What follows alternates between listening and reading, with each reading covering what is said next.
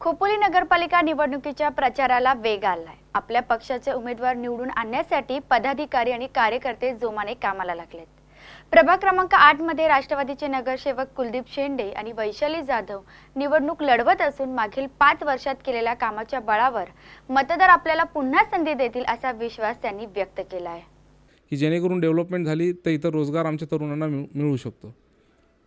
तिसरी गोष्ट अशी की हाळ पाणी पुरवठा आम्ही योजना नवीन एक विकसित केली की जी खोपोलीतून पाणी येणार होतं, तर आम्ही हाळ गावाच्या जवळ असणाऱ्या पाताळगंगामधून सुद्धा नवीन योजना अल्पसंख्याक निधीतून ती मंजूर करून घेतली।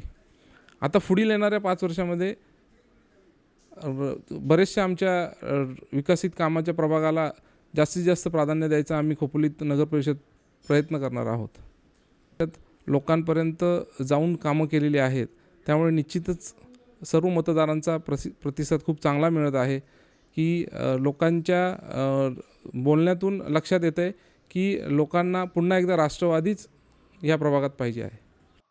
खोपोली नगरपालिका निवडणुकीत प्रभाग क्रमांक 8 मध्ये राष्ट्रवादीचे विद्यमान नगरसेवक कुलदीप शेंडे आणि उपनगराध्यक्ष रमेश जाधव यांच्या पत्नी वैशाली जाधव या निवडणूक लढवत आहेत।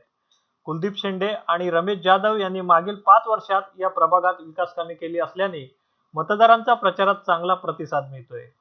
त्यामुळे आपण निवडून येऊ असा विश्वास राष्ट्रवादीच्या उमेदवार वैशाली जाधव यांनी व्यक्त केला आहे। जेव्हा मी आता वॉर्डमध्ये माझ्या प्रचारासाठी फिरते तेव्हा उत्तम प्रतिसाद आहे आणि त्यांचा कौल चांगल्या रीतीने आमच्या बाजूनीच आहे। तर आम्हाला असं वाटते की म्हणजे येत्या निवडणुकीमध्ये आम्हाला भरघोस मतांनी आमचा विजय होईल म्हणून। निवडून आल्यानंतर प्रथम म्हणजे स्त्रियांचे जे प्रश्न आहेत, साधारणतः लघु उद्योग, थोडे महिलांना काही कामांची आवश्यकता असते घरगुती, त्याच्यासाठी मी थोडं एक कार्यभाग त्यांचा तो पूर्ण करणार आहे, त्याच्यासाठी प्रयत्न करणार आहे।